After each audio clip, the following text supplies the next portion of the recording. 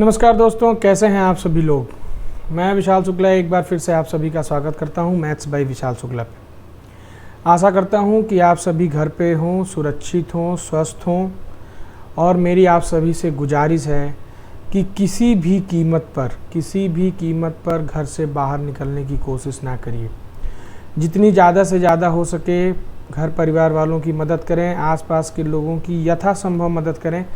मैं ये नहीं कह रहा कि घर का पूरा पैसा उठा के आप उनको दे दें, लेकिन आसपास के लोगों की इतनी मदद करें ताकि उनकी दिनचर्या चलती रहे। ठीक है, जैसा कि आप जानते हैं हम इंस्टॉलमेंट पढ़ रहे थे और कल जो हम लाइव आए हुए थे तो बारिश की वजह से काफ़ी दिक्कतें आ गई, जिससे कि पूरी क्लास नहीं हो पाई थी। ठीक है, तो हमारी क्लास हुई थी,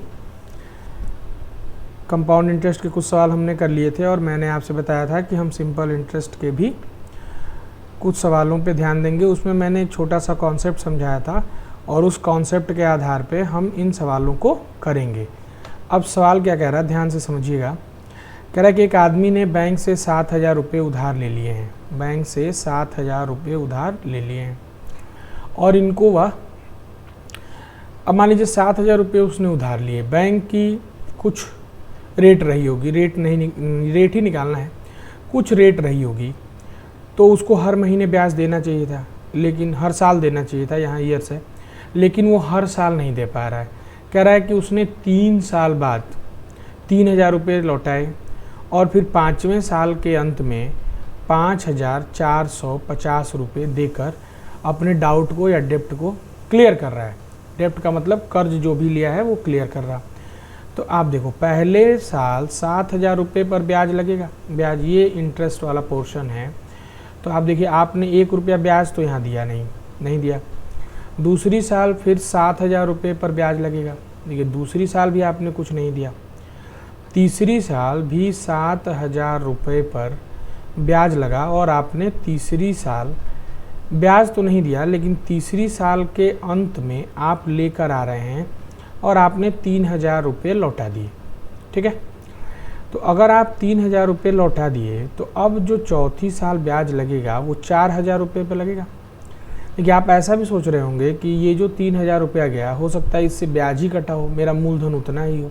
बिल्कुल सही सोच रहे हैं आप, लेकिन जब भी आप ब्याज नहीं दिए हैं और उसके बाद आप ये पैसा दे रहे हैं, तो हम लास्ट में एक बार ही देख लेंगे कि आपने कितना एक्स्ट्रा दे दिया और वो ब्याज हो जाएगा। ठीक है, तो यहाँ ये ध्यान रखना आपको कि आपने 3,000 रुपये लौटा दिए तो ये 4,000 रुपये पे चौथी साल लगा, फिर 5वीं साल भी 4,000 रुपये पर ब्याज लगा और आप यहाँ ले आके लास्ट में 5,450 रुपया दे गए। ठीक है, अब आपको रेट निकालनी है, तो ये 5,450 और ये 3,000, आपने ये 2 पैसे दिए हैं तो आपने दिया भाई 8,450 रुपया। कितना दिया?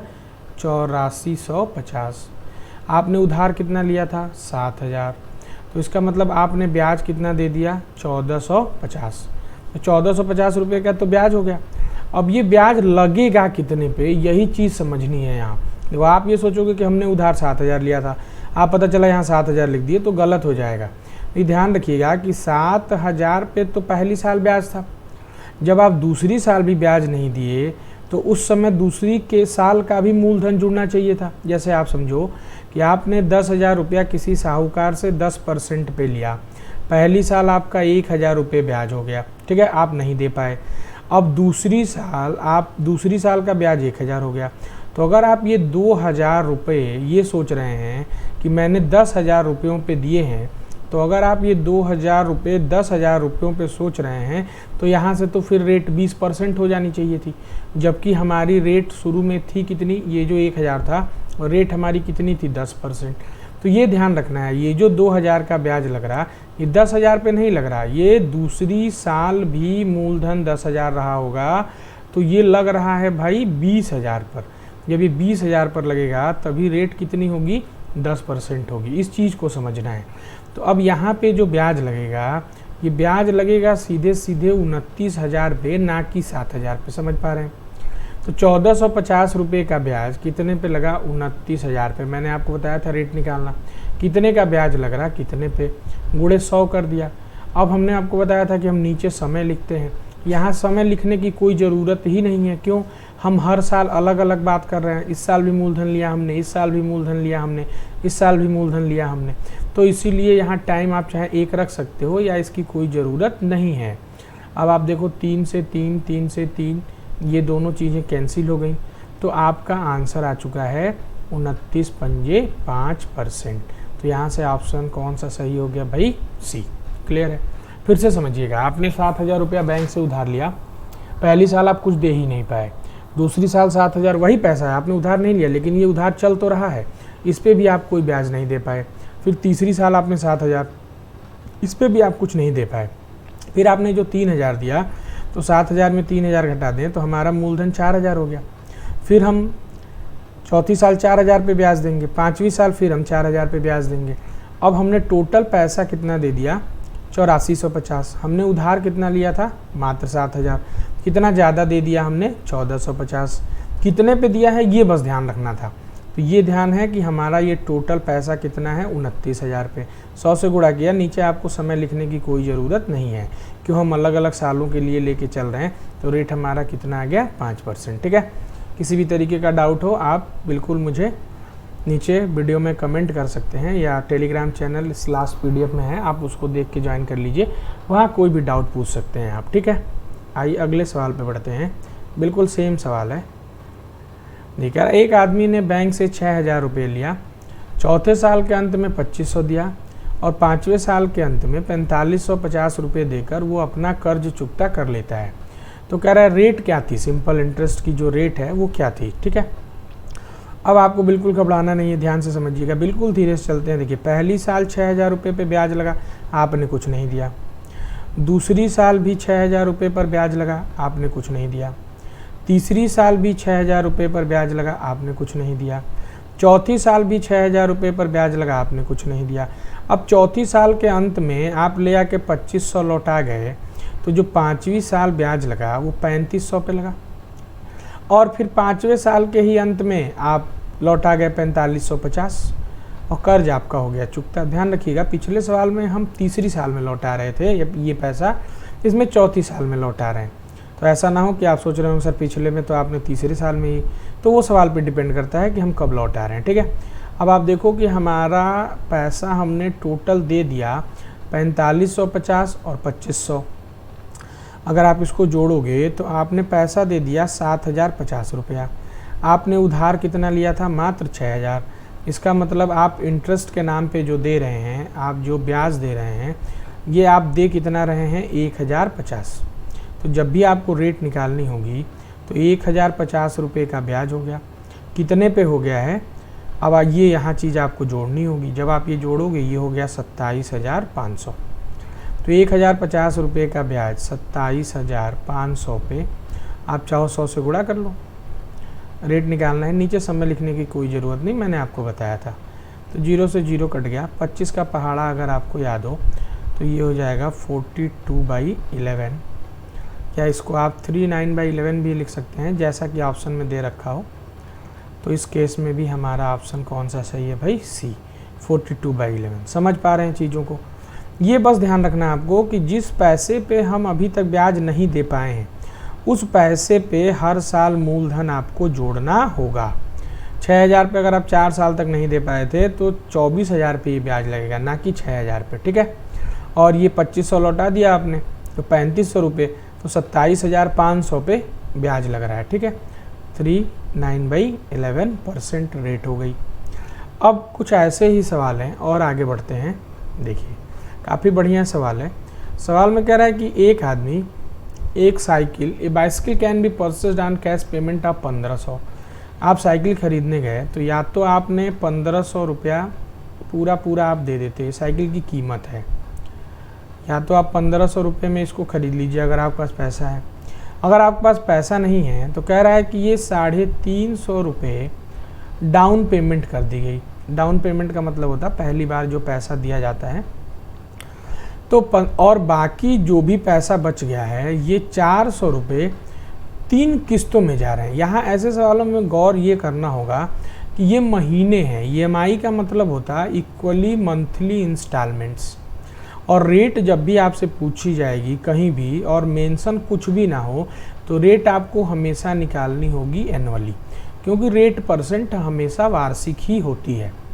ठीक है, वो बाद में सवाल में मेंशन होता है कि रेट हाफ ईयरली है कि रेट क्वार्टरली है, ये सब चीज़ें बाद में मेंशन होंगी। ठीक है, तो ध्यान से समझना आपको। देखिए 1500 रुपये की साइकिल, 350 रुपया हमने कैश पेमेंट किया, तो इसका मतलब यहाँ 1150 रुपये उधार बच गए। अब आप समझिए कि पहली किस्त आई 400 की, तो मेरा पैसा बच गया 750 बच गया। अब दूसरी किस्त आई मेरी 400 की, दूसरी किस्त 400 की, तो मेरा पैसा कितना बच गया 350। अब अगर आप ये सोच रहे हो कि 350 बचा है और तीसरी किस्त 400 की है, तो ये ऐसा नहीं कि ये किस्त आपको नहीं देनी है, आपको तो देना ही देना है। आपको देना चाहिए था 350, आप दे रहे हैं 400। इसका मतलब यहाँ से क्लियर हो गया कि आप ब्याज कितने रुपए का दे रहे हैं, 50 रुपये का।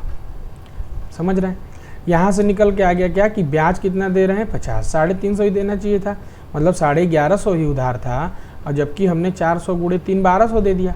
तो ये ब्याज सीधे आप सोच रहे होंगे कि सर आपने ऐसे क्यों लिखा, सीधे लिख सकते थे कि 450 गुणे 3 1200 हो गया और यहाँ 1150 ही उधार है, तो 50 ही आएगा। बिल्कुल सही सोचा आपने। लेकिन अगर मैं लिखता नहीं, ये वाली चीज़ अगर मैं लिखता नहीं, तो फिर आप गलती ये कर बैठते कि आपको यही नहीं पता रेट कितने पे लगेगा। अभी मैं आपसे पूछ दूं तो अभी देखिए कुछ लोग कह रहे हैं कि सर 1500 पे लगेगा, कुछ लोग कह रहे हैं सर 1150 पे लगेगा, कुछ लोग कह रहे हैं सर 350 पे लगेगा। ये सब गलत है। क्यों गलत है? मैंने आपको समझाया था कि आप जो भी पैसा दे रहे हैं, अगर उस पैसे को काउंट किया जा रहा है तो जो पैसा बच जाएगा उस पर ब्याज लगेगा। तो ब्याज लगेगा भाई 1150 प्लस 750 प्लस 350। ध्यान रखिएगा, 1150 प्लस 750 प्लस 350, ये कितना हो जाएगा 12 7 19 3 2250। तो इसको गौर से देखना है आपको कि ये जो मेरा ब्याज लग रहा है, ये ब्याज मेरा कितना लग रहा है 2250 रुपये लग रहा है। कितने पे लग रहा है, कितने पे 2250 पे गुणे 100। और एक चीज़ ध्यान रखना आपको, देखिए समय यहाँ भी नहीं लिखना है, लेकिन ये जो रेट आ रही है ना, ये रेट आ रही है मेरी मासिक, मुझसे पूछा क्या गया वार्षिक। तो ध्यान रखिएगा हम यहीं 12 का गुणा कर देते हैं। क्यों कर देते हैं? रेट वार्षिक पूछी है और हम यहाँ मासिक निकाल रहे थे। तो एक साल में कितने महीने? 12 महीने। अब आप चाहो तो इसको काट दो, 5 से 45, फिर 5 से 9 और 5 से 20, फिर 3 से 3 और 3 से 4। तो हमारा रेट आ गया भाई 80/3, या इसी को कह सकते हैं आप 26/2/3%। तो समझ पा रहे हैं कौन सा सही है? अपना ऑप्शन सी सही है। ठीक है, फिर से एक बार समझिएगा कि 1500 रुपये की साइकिल थी, 350 रुपया कैश पेमेंट किया गया या डाउन पेमेंट दोनों कह सकते हैं। तो उधार मेरा हो गया 1150 रुपये। अब मैं 400 की किस्त दिया तो फिर 750 हो गया, मैं फिर 400 की किस्त दिया तो 350 हो गया। तो कुल मिला जुला करके जो तीसरी किस्त आई मेरी, उधार 350 बचा है, मैं दे 400 रहा हूँ, तो ब्याज मैंने कितना ज़्यादा दे दिया 50 रुपये का। अब ये कितने पे लगा ये इंपॉर्टेंट है, सबसे ज़्यादा इंपॉर्टेंट ये है, ये आपको ध्यान देना होगा। 1150 प्लस 750 प्लस 350, तो आपको 2250 रुपयों पे ब्याज देना है। 100 से गुणा कर लीजिए। 12 से क्यों गुणा किया? क्यों? हम पैसा मंथली दे रहे थे, EMI है, इक्वली मंथली इंस्टॉलमेंट। रेट हमसे वार्षिक पूछी है, तो 80/3 वैल्यू कितनी हो गई 26/2/3%। किसी भी तरीके की कोई डाउट हो, कोई समस्या हो तो क्लियर करिए, कमेंट करिएगा। ठीक है, बढ़ते हैं आगे, ऐसा ही सवाल और लेते हैं। Cash price of a book is ₹60। एक किताब की कीमत 60 रुपये है, but it can also B purchase on A cash down payment of 20। या तो देखिए 60 रुपये कीमत है, अब या तो 20 रुपये डाउन, या तो पूरा पैसा ही दे दिया जाए, कीमत यही है प्राइस 60, या डाउन पेमेंट मेरी 20 रुपये की हो गई। देखिए 20 रुपये की डाउन पेमेंट हो गई, अब मेरा उधार तो 40 बचा। अब 6 किस्तें आ रही हैं, आपको ध्यान देना होगा। पहली किस्त आई 8 रुपये की तो 32, फिर दूसरी किस्त आएगी 8 रुपये की तो 24, फिर तीसरी किस्त आएगी, देखिए तीसरी किस्त आएगी थर्ड 8 रुपये की तो 16, फिर चौथी किस्त आएगी फोर्थ 8 रुपये की, तो 8, फिर अब यही 8 यहाँ लिख देता हूँ, ठीक है। फिर पाँचवीं किस्त आएगी 8 रुपये की, तो बैलेंस तो 0 हो गया। अब आप सोचो कि छठी किस्त तो देनी ही नहीं है, छठी किस्त देनी है आपको, यही क्या हो जाएगी ब्याज। तो इस चीज़ का ध्यान रखना होगा। तो रेट ब्याज कितना दे रहे हैं हम 8 का, कितने रुपयों पे दे रहे हैं ध्यान रखिएगा, 40 और 32, 72 और 24, 72 24 96, 96 16 112 और 112 8 120, यही 8 हमने यहाँ लिख दिया है। तो चाहे आप यहाँ देख लो चाहे आप यहाँ देख लो, तो 120 रुपये पे ब्याज लग गया गुणे 100। और ध्यान रहे ये सब पर मंथ है, और रेट कौन सी निकालनी है, एनुअल हमेशा। तो गुणा कितने का, 12 का, ध्यान रखिएगा। तो ये 120, 10 यहाँ से काट लो और 12 से 12 काट लो, तो 8 गुणे 10 आंसर हो गया भाई 80%, ठीक है। तो सवाल समझ पा रहे हैं, आंसर कितना हो गया, रेट मेरी कितनी रही होगी, 80% मेरी रेट रही होगी। फिर से समझिएगा कि 60 रुपये में से 20 रुपये डाउन पेमेंट हो गया, तो 40 रुपये बच गए थे। अब 6 किस्तें 8-8 रुपये की आ रही हैं, तो 48 रुपये आ रहे हैं, देना मुझे 40 रुपये ही है। तो ब्याज तो निकल के आ गया 8 रुपया, लेकिन ऐसे लिखना ज़रूरी इसलिए है कि आप यहाँ से काउंट तो कर पाएंगे ना कि ब्याज कितने पे लग रहा है, ये चीज़ काउंट करनी होगी। तो वो ब्याज लग रहा है 120 रुपयों पे, 100 से हमेशा गुणा किया, और मंथली रेट था इसीलिए इसको ईयरली करने के लिए हमने 12 से गुणा कर दिया, ठीक है। आइए फिर एक अगला सवाल देखते हैं। ऐसा ही कह रहा था, cash price of a pen is ₹10, 10 रुपये की पेन है, but it can also be purchased on 11 monthly equal installment of ₹1 each. मतलब 10 रुपये की पेन है। अब देखिए इसमें डाउन पेमेंट नहीं किया गया, but it can also be purchased on, ठीक है, डाउन पेमेंट नहीं किया गया, कोई दिक्कत नहीं है। Find the rate of simple interest, ठीक है। अब इस सवालों में 2 चीज़ हो सकती थी, मैं आपको समझा दूँ। मैं ये भी लिख सकता था, but it can also be purchased on down payment of ₹1 and 10 monthly equal installment, ऐसे भी लिख सकते थे, लेकिन कोई बात नहीं, 10 रुपया है। अब इसमें से हमने 11 किस्तें हम देंगे, तो आप ध्यान से सोचो, 10 में से 1 गया 9, पहली किस्त आई है, ध्यान से समझिएगा। फिर दूसरी किस्त आएगी, तो 9 में से 1 रुपया गया 8, क्लियर हो रहा है। तो आप सोचो ऐसे करते करते हम 11 बार जाएंगे, ध्यान से समझना आप इस चीज़ को, हम 11 बार जाएंगे, पैसा 10 ही रुपये उधार था, इसका मतलब हम ब्याज कितना दे रहे हैं, 1 रुपया दे रहे हैं, क्योंकि हमने 11 किस्तें दी हैं, ध्यान से समझिएगा। अब वो कितने पे दे रहे हैं, तो देखो आप यहाँ नीचे से 1 2 3 4 5 6 7 8 9 10 तक पहुँचोगे आप, तो 1 से 10 तक की संख्याओं का योगफल कितना होता है भाई, 55। या तो आप पूरा लिखिए। अब एक चीज़ समझिएगा, आप ये सोच रहे होंगे सर आपने 1 से 9 तक ही काउंट क्यों नहीं हुआ, पिछले सवाल में आपने इसको तो काउंट नहीं किया था। तो एक बात ध्यान रखो भाई, इस सवाल में डाउन पेमेंट भी तो नहीं है। इस सवाल में अगर डाउन पेमेंट रही होती तो मैं 10 में से 1 घटा देता, फिर 1 से 9 तक ही जोड़ता। इसमें तो डाउन पेमेंट ही नहीं है, इसमें तो सारा पैसा कैश में मतलब किस्तों में ही आ रहा है। तो यहाँ 1 रुपये का ब्याज लग गया कितने पे, 55 पे, और हमेशा 100 से गुणा कर दीजिए और यहाँ कर दीजिए 12। तो यहाँ से रेट आ जाएगी 5 से 11, 5 से 20 और 12 गुणे 2, 240 बटा 11। तो रेट परसेंट ये ऑप्शन कौन सा सही है, डी, नन। समझ पा रहे हैं। अब इसी सवाल को, बिल्कुल सेम इसी सवाल को मैं हल करके दिखाता हूँ आपको कि जब when down payment is 1 rupees, जब डाउन पेमेंट 1 हो, and rest amount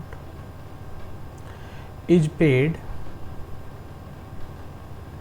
in 10 equal installment of ₹1। मान लीजिए ऐसा हो, तो उस केस में क्या होता है कि 10 रुपया हमने उधार लिया, 1 रुपया नगद दे दिया, कैश पेमेंट हो गई, तो बचा पैसा हमारे पास 9। अब किस्तें यहाँ से चालू आना होती, देखिए पहली किस्त आती तो 8 हो जाता, यहाँ दूसरी किस्त आई है तो 8 हुआ है, यहाँ एक स्टेप ऊपर से चालू हो गई हैं किस्तें। तो अगर आप यहाँ निकालते तो इस केस में जब आप ये 9 से नीचे बढ़ते हुए जाते और हम रेट निकालते अगर, तो रेट पैसा ब्याज तो 1 ही रुपया लगेगा, क्यों, 10 रुपया उधार लिए, 1 रुपया डाउन पेमेंट दे चुके हैं, तो 9 ही रुपया देना चाहिए था, लेकिन 10 किस्तें दे रहे हैं तो 1 रुपया ब्याज लगा। अब वो लगेगा कितने पे, तो उस केस में हम 1 से 9 तक की संख्याओं का योगफल निकालते तो 55 ना हो करके ये 45 ही आता है। इस चीज़ को समझना होगा आपको। फिर आप 100 से गुणा करते और 12 से गुणा कर देते, फिर इसको भी आप काटते, तो ये भी आंसर हो जाता C/3 या 26 2/3। तो समझ पा रहे हैं दोनों सवालों में अंतर क्या है। ठीक है, इस पे एस्टेरिक लगा लेते हैं। आप इसको भी देख लेंगे कि इस सवाल में और इस सवाल में क्या डिफरेंस है। इस सवाल में डाउन पेमेंट नहीं की गई है, इस सवाल में डाउन पेमेंट की गई है। ठीक है, किसी तरीके की कोई समस्या हो बताइए, नहीं है। अब ये सवाल हमने कल आपको करा दिया था, कल वाली वीडियो में अंतिम सवाल यही था। ठीक है, तो यहाँ से किस्तें होती हैं हमारी ख़त्म, और ये है मेरा टेलीग्राम चैनल t.me/maths by विशाल शुक्ला। आप इसको ज्वाइन कर सकते हैं। किसी भी तरीके का डाउट हो, और डाउट ही नहीं, देखिए कोई भी सुझाव हो, वीडियो में कहीं आपको कुछ गलत लगता हो या कोई, हम भरपूर कोशिश अपनी तरफ से तो यही करते हैं कि बेस्ट से बेस्ट आपको दे सकें, छोटा से छोटा दे सकें और गलती ना हो। लेकिन कभी कभी होता है मैथमेटिकल एरर, पता चला दिमाग में जोड़ रहे हैं 8 × 2 जुड़ गया 10, तो कभी कभी ऐसा होता है। तो अगर कहीं ऐसी मिस्टेक आपको दिखे तो आप बिल्कुल मेरे चैनल पे वहाँ नीचे कमेंट कर दीजिए, और कोई भी अगर सुझाव आप देना चाहते हो किसी भी तरीके का, तो आप इस पे दे सकते हैं। ठीक है, तो दोस्तों आज के लिए इतना ही, और ये ध्यान रखिए कि हमारी वीडियो रोज़ ही आ रही हैं, तो हमारी वीडियो रोज़ आती रहेंगी। डेली कोई ना कोई टॉपिक, हम पूरी मैथ्स कवर करेंगे इसमें। ठीक है, पूरी एक एक टॉपिक को लेकर के चलेंगे। पहले अर्थमेटिक पूरी ख़त्म हो जाएगी, बीच में नंबर सिस्टम भी उठाएंगे, और उसके बाद एडवांस पे भी चलेंगे। ठीक है, तो आज के लिए इतना ही। एक बार फिर से आप सभी का धन्यवाद। मिलते हैं कल की वीडियो में। ठीक है।